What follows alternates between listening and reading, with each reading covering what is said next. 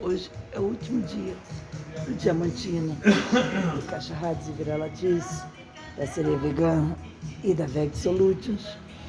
Meu marido comprou passagem para amanhã na Latam. Eu vou. Esse é o Diamantina, que me alimentou todos os dias. Que eu tive aqui 32 dias de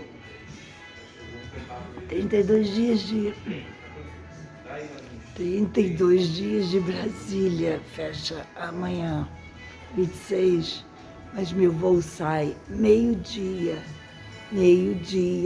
do aeroporto de Brasília. Deu para compreender? Esse é o Diamantina. Quando eu voltar, nós vamos nos encontrar aqui.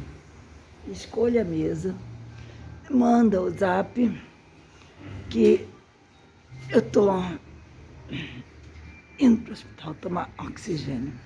Tem mesa aqui também. E que todo o protocolo é respeitado, protocolo de sanitarismo. Todo mundo de máscara, luva. E os cozinheiros de gorro. O Diamantina fica em frente ao Manhattan Plaza. Tá?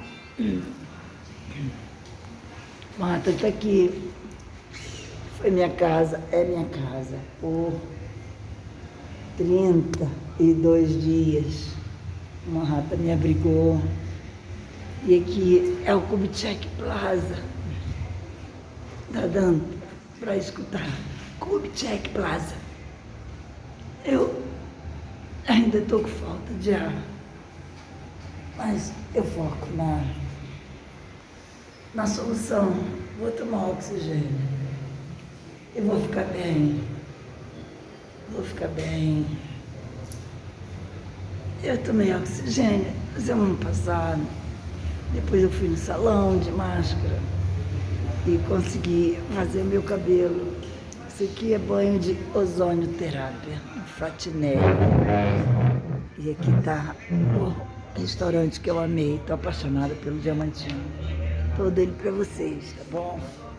Sereia Vegana. 61 anos, quer ficar fit? Segue a Sereia no Instagram e no YouTube. Segue Cachorrados e Vira-Latice, segue a Veg Solutions. Fui, vamos tomar um pouquinho de oxigênio.